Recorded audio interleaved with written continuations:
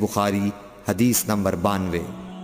رسول اللہ صلی اللہ علیہ وسلم سے کچھ باتیں دریافت کی گئیں کہ آپ کو برا معلوم ہوا، اور جب اس قسم کے سوالات کی آپ صلی اللہ علیہ وسلم پر بہت زیادتی کی گئی تو آپ کو غصہ آ گیا۔